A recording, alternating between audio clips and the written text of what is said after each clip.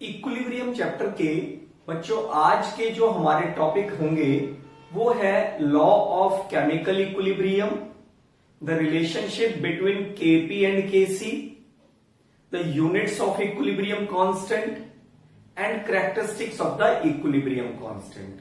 तो आइए शुरुआत करते हैं पहले टॉपिक की, that is the law of chemical equilibrium. Law of chemical equilibrium को समझने के लिए हमें समझना होगा पहले लॉ ऑफ मास एक्शन, जो पहले हम पढ़ चुके हैं केमिकल काइनेटिक्स में। यदि सपोज हमारे पास रिएक्शन है A plus B gives product, so according to law of mass action the rate of reaction is directly proportional to the product of molar concentration of the reactants. और apply the constant of proportionality, rate is equal to K into A into B, where K is the rate constant or velocity constant। Suppose यहां पर तो हमारे पास इस reaction में हर एक reactant का 1 मोल था। अब सपोज हमारे पास यहां पर एक रिएक्शन है जिसमें जो नंबर ऑफ मोल्स हैं वो 1 नहीं है, यानी इक्वल नहीं है। देन रेट ऑफ रिएक्शन क्या हो जाएगा? This is equal to K into product of molar concentration of the reactants with each term raised to the power equal to their stoichiometric coefficient given in a balanced chemical equation। अब इसी law of mass action को हम apply करेंगे एक reversible reaction पर। Apply this on a reversible reaction. Let the reversible reaction is A plus B, it gives C and D। यहां पर हमने शुरुआत में हर एक रिएक्टेंट और प्रोडक्ट का 1 मोल लिया है। सो फॉरवर्ड रिएक्शन कौन सी है? यहां पर A and B gives C and D, ये फॉरवर्ड रिएक्शन है। तो according to law of mass action जो रेट ऑफ फॉरवर्ड रिएक्शन होगा वो क्या हो जाएगा? This is equal to K into product of molar concentration of the reactants. यहां पर हम K को KF से रिप्रेजेंट कर रहे हैं। F stand for rate constant for the forward reaction. अब बैकवर्ड रिएक्शन कौन सी है? C and D gives A and D, यानी बैकवर्ड रिएक्शन के लिए C और D हमारे क्या बन गए? रिएक्टेंट बन गए। सो बैकवर्ड रिएक्शन का जो रेट होगा, rate of backward reaction, now it becomes KB into C into D, where B stand for the backward reaction. Because the reaction is reversible and at any time let this is in equilibrium, A, B, C और D के किसी एक stage पर equilibrium पर हैं।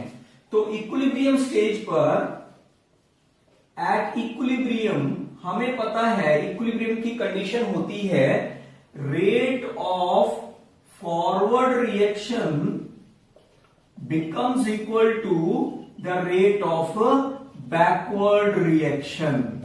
यानी equilibrium stage पर किसी भी रिएक्शन में, इक्विलिब्रियम स्टेज पर जो फॉरवर्ड रिएक्शन का रेट है वो बैकवर्ड रिएक्शन के रेट के इक्वल हो जाता है।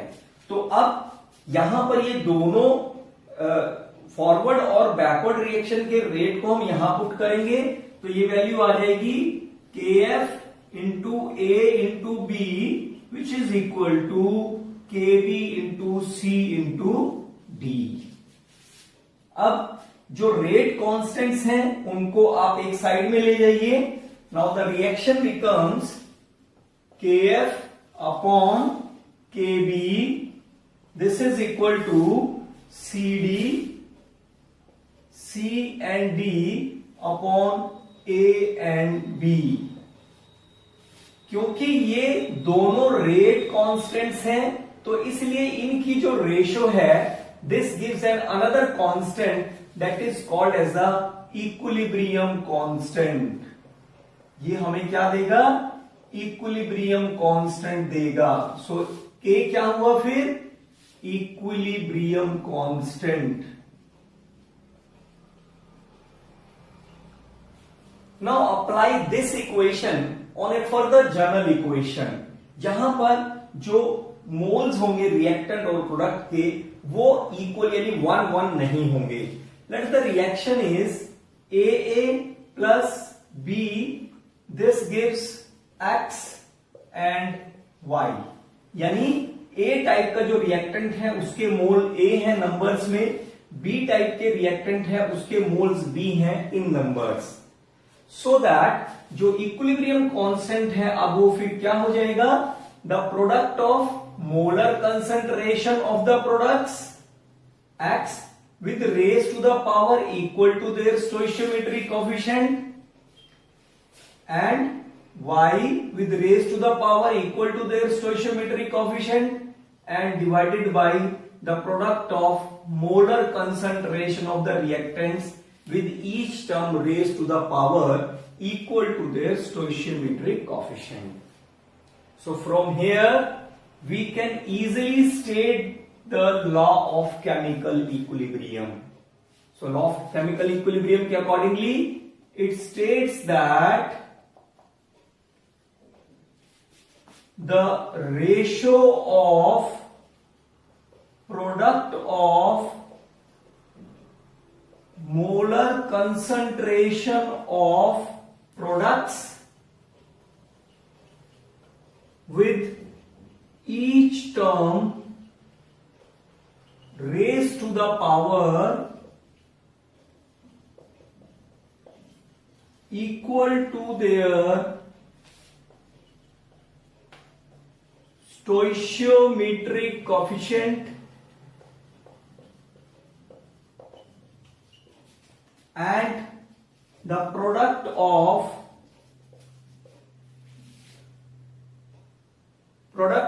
molar concentration of reactants with each term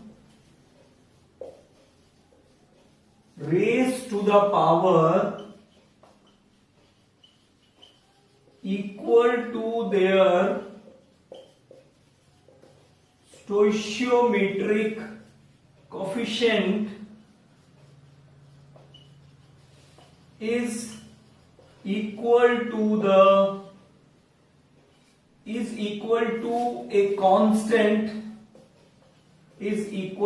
a constant and which is called as the equilibrium constant। यदि सभी रिएक्टेंट और प्रोडक्ट की कंसंट्रेशन मोल पर लीटर में दी हुई हो, then this equilibrium constant can be written as Kc or it can be represented by the molar concentration of X with raised to the power X into molar concentration of Y with raised to the power Y upon molar concentration of A with raised to the power A into molar concentration of B with raised to the power B। ये जो molar concentration है, molar concentration को हम active masses भी कहते हैं। Active masses यानी concentration in mole per litre. But what happen if all the reactants and products are in the gaseous phase, यानी सभी के सभी गैसेस हो, इन दैट केस जो कंसंट्रेशन है that can not be represented as mole per litre.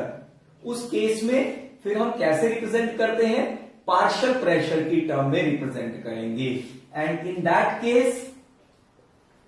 That case जो equilibrium constant होगा वो C स्टैंड फॉर कंसंट्रेशन की बजाय हम वहां पर क्या लिखेंगे? Kp लिखेंगे, यानी P stand for the partial pressure. कब? जब सभी रिएक्टेंट और प्रोडक्ट आपके गैसियस फेज में होंगे। इन that case the equilibrium constant now becomes partial pressure of x with raised to the power equal to the stoichiometry coefficient into partial pressure of y with raised to the power equal to the stoichiometry coefficient, partial pressure of A and partial pressure of B. This gives the Kp. Now, what is the relationship between Kp and Kc? अब हम ये देखते हैं कि Kp और Kc में क्या relationship है। Relationship between Kp and Kc।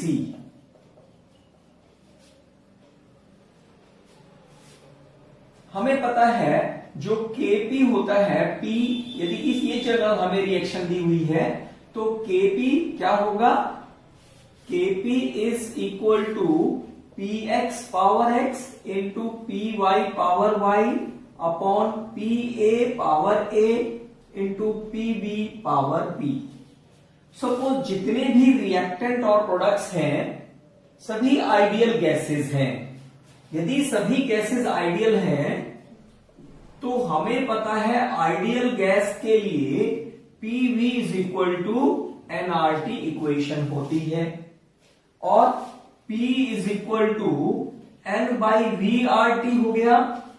N क्या है, number of moles per litre of the mixture, यानी N बाई V हमें क्या देगा, this will give the concentration that is CRT। Now apply this equation to each reactant and product. So PA now becomes equal to CART, PB now it becomes CBRT, PX becomes CXRT and PY becomes CYRT. Now put all these value in equation number 1। इसको equation number 1 में put करते हैं। सो Kp फिर क्या हो जाएगा, Kp is equal to Px की जगह पर हमने क्या रखना है, CXRT रखना है raise to the power x into Py की जगह पर क्या रखना है, CYRT रखना है raise to the power y divided by Pa की जगह पर हमने क्या रखना है, CART power a into Pb की जगह पर क्या रखना है, CBRT raise to the power b। अब इसको सॉल्व कर लेते हैं। Now Kp is equal to CX power x into RT power x into CY power y RT power y divided by CA power a into RT power a into CB power b and RT power b। अब यहां पर देख लेते हैं, ये base same है तो powers add हो जाएंगी, तो इसको लिखेंगे हम CXX into CYY and RT power x plus y divided by CAA and CB power b RT power a plus b। अब ये जो वैल्यू है ये वाली, this is equal to Kc, ये वैल्यू Kc के इक्वल होती है, तो फिर Kp क्या हो जाएगा, Kc इंटू यहां पर बेस सेम है so RT power x plus Y minus a plus b और Kp is equal to Kc into RT power delta n, where delta n क्या है, delta n is the number of gaseous product, the number of moles of gaseous product minus number of moles of gaseous reactants, और R क्या है, R is the gas constant जिसकी value हमें पता है 0.0821 litre atmosphere पर kelvin per मोल होती है। यदि आप प्रेशर को बार में रखते हैं तो ये फिर वैल्यू हो जाएगी 0.0831 litre bar per kelvin per mole. So this is the relationship between Kp and Kc। Kp और Kc के रिलेशनशिप पर बेस्ड एक एनसीईआरटी बेस्ड न्यूमेरिकल देखते हैं। स्टेटमेंट है फॉर द इक्विलिब्रियम, रिएक्शन हमें दी हुई है, the value of equilibrium constant that is Kc is given at 1069 Kelvin. Calculate the Kp at this temperature. तो इसके लिए हमें सबसे पहले पता होना चाहिए रिलेशनशिप। हम जानते हैं Kp is equal to Kc into RT power delta n, where R is the gas constant जिसकी वैल्यू होती है 0.0831 litre bar per Kelvin per mole, where delta n is the number of moles of gaseous product minus number of moles of gaseous reactants. Equilibrium हमें दिया हुआ है ये, तो gaseous product कितने हैं, कितने मोल्स हैं? NO नाइट्रिक ऑक्साइड के 2 मोल हैं और क्लोरीन का 1 मोल है, तो गैसियस प्रोडक्ट के मोल्स हो गए 2 + 1 माइनस इसमें से क्या सब्ट्रैक्ट करना है, number of moles of the gaseous reactant, ये कितने हैं 2, तो वैल्यू आ गई 1। टेम्परेचर हमें दिया हुआ है 1069 kelvin.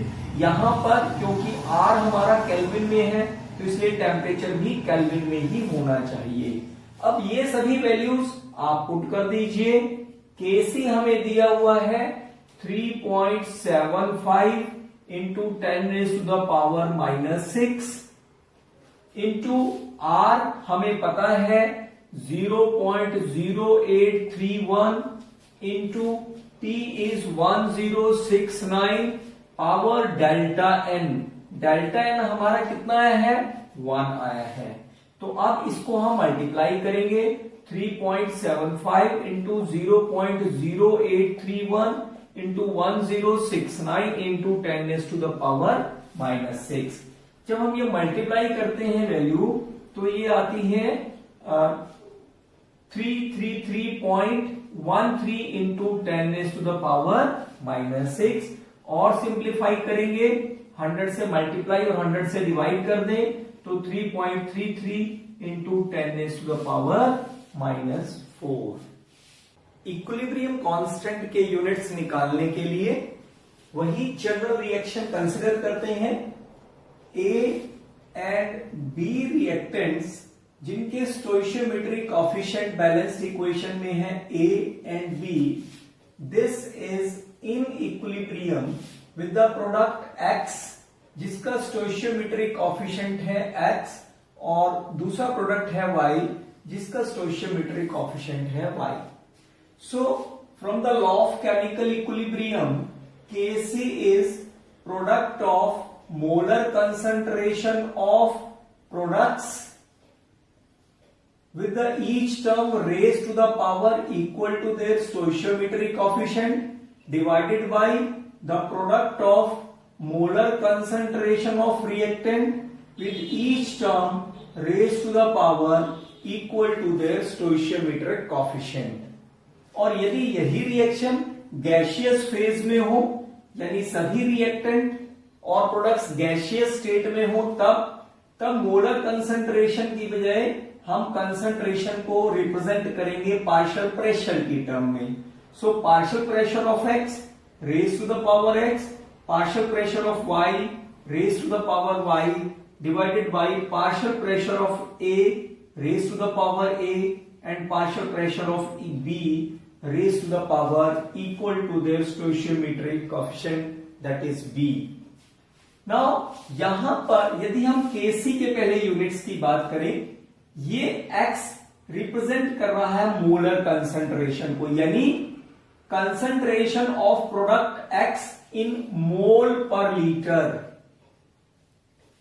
Raise to the power x into ये भी क्या है, प्रोडक्ट y है जिसकी कंसंट्रेशन भी मोल पर लीटर में दी हुई है, डिवाइडेड बाय यहां पर रिएक्टेंट A है जिसकी कंसंट्रेशन भी मोल पर लीटर में है, और इस रिएक्टेंट B की कंसंट्रेशन भी मोल पर लीटर में है।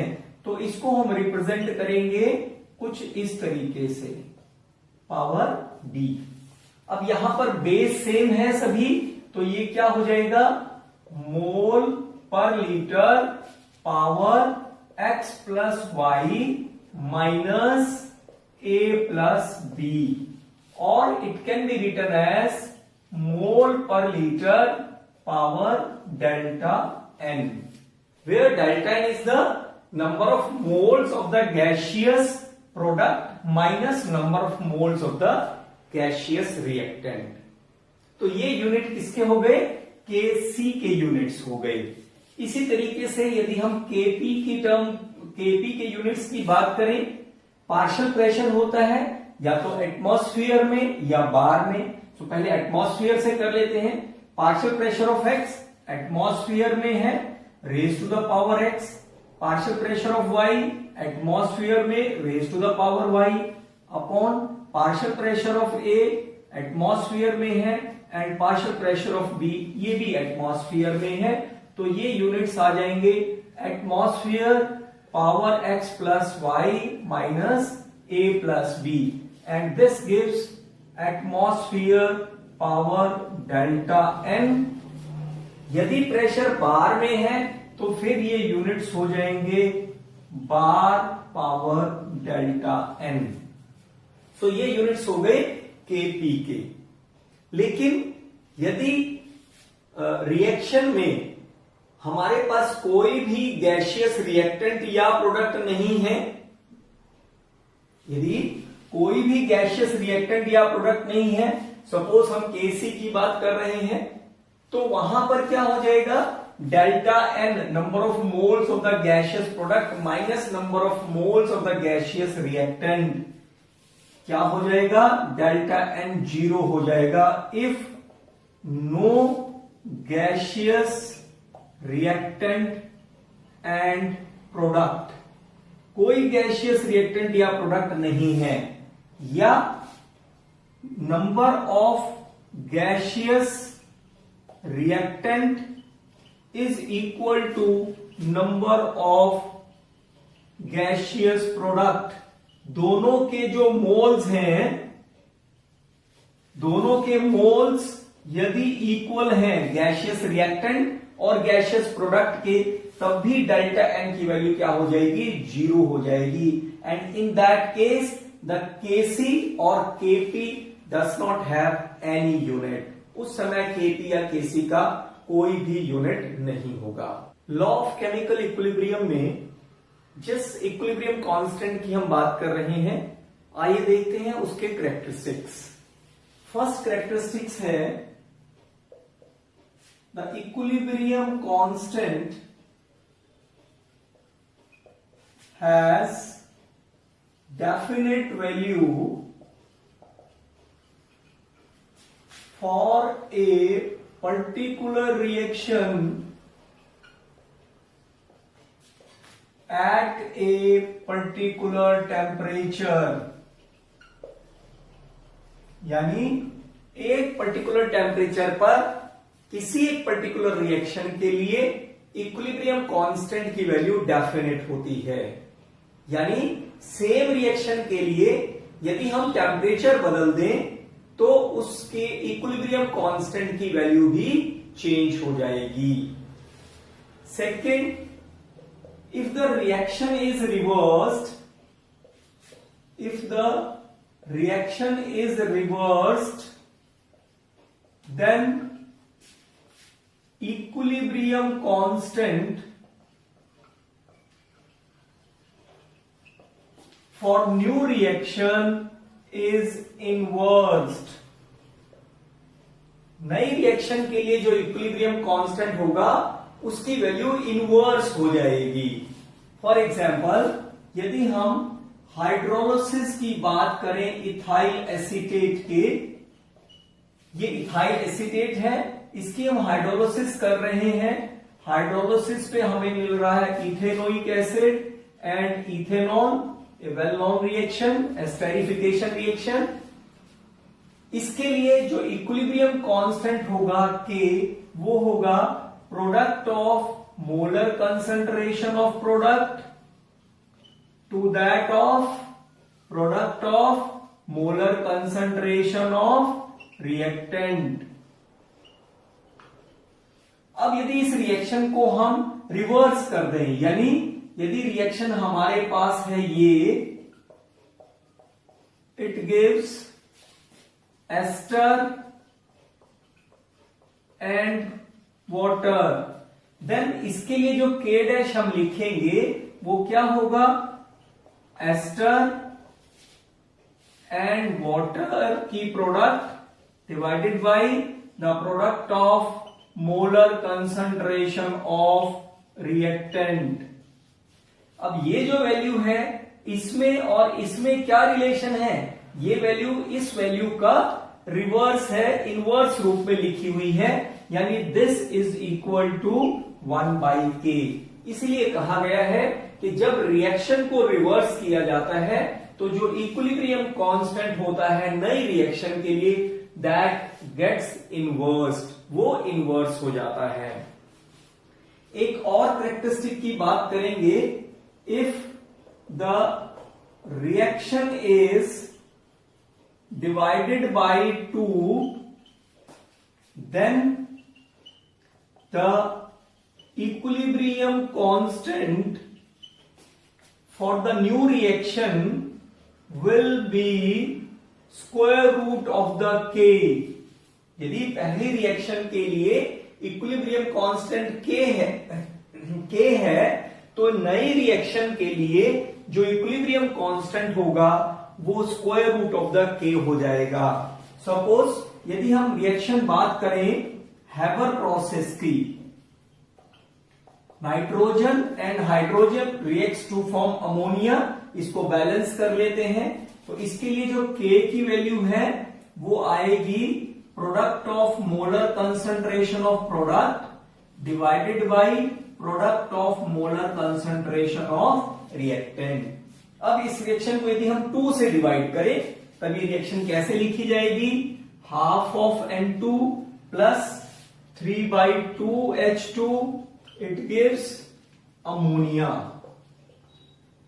इसके लिए जो इक्विलिब्रियम कांस्टेंट होगा, let it be represented by K dash, और product of molar concentration of product divided by product of molar concentration of reactant. अब यहां पर इन दोनों में रिलेशन फाइंड आउट कीजिए।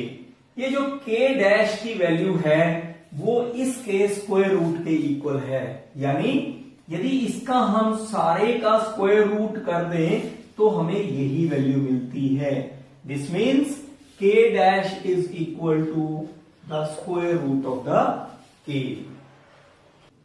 फोर्थ कैरेक्टरिस्टिक है, if the reaction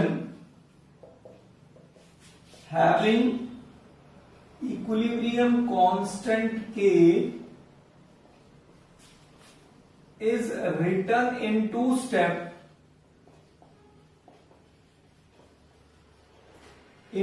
steps,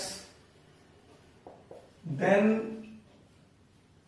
जो स्टेप्स का इक्विलिब्रियम कांस्टेंट होगा यानी K1 एंड K2, उसका जो प्रोडक्ट होगा फर्स्ट इक्वेशन के इक्विलिब्रियम कांस्टेंट के इक्वल होगा।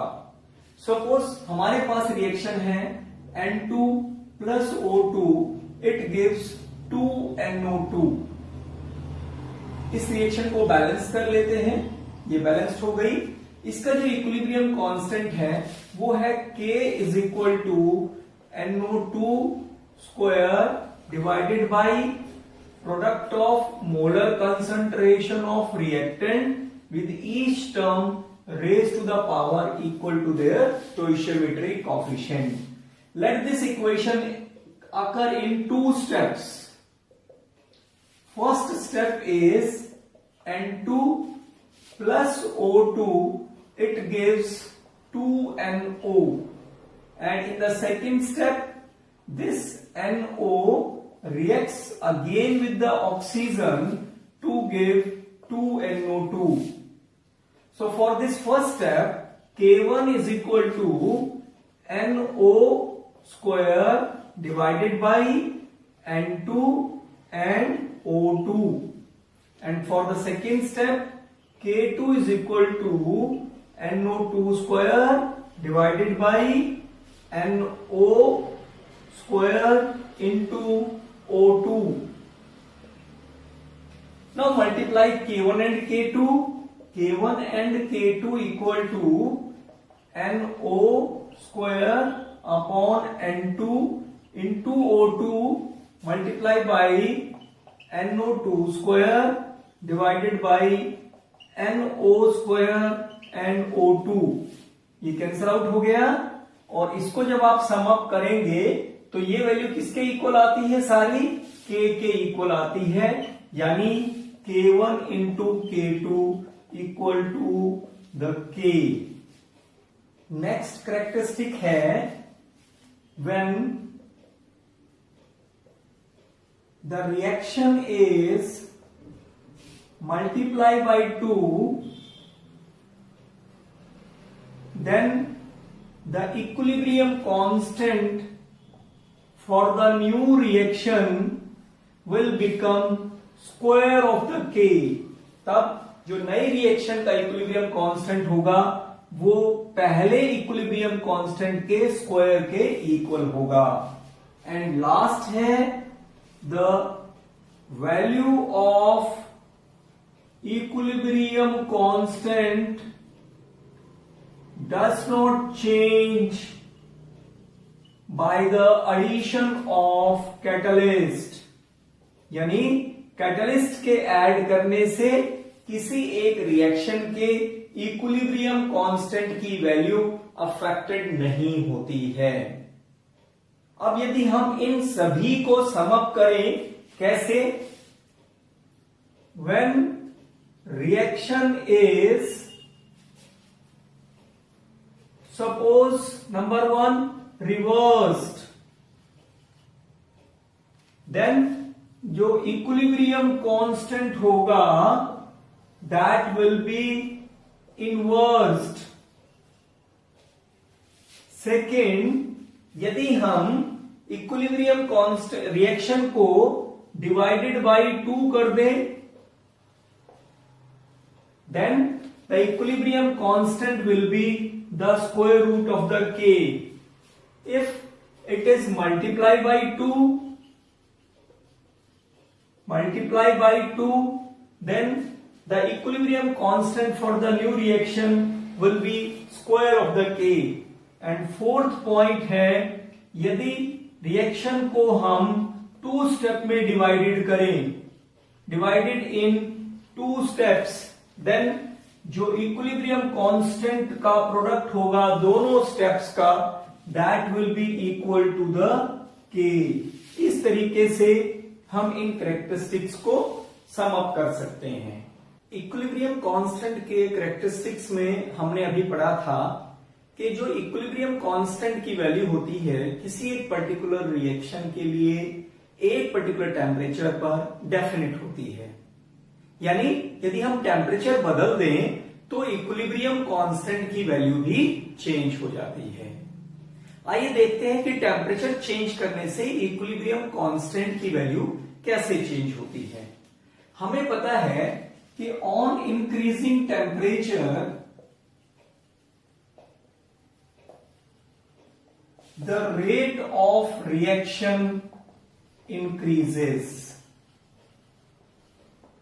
और ये रिएक्शन के रेट में जो इंक्रीज है, this will depend upon the amount of activation energy. ये एक्टिवेशन एनर्जी पर डिपेंड करता है rate.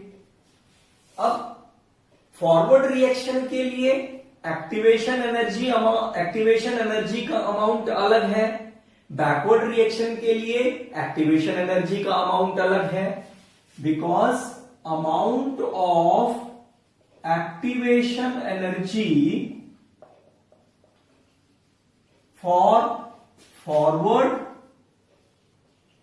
And backward reaction are different, therefore इनके लिए जो रेट कांस्टेंट होगा that is kf और kb they also be different. इनकी kf और kb की वैल्यू भी क्या होगी, रेट कांस्टेंट की वो अलग अलग होगी.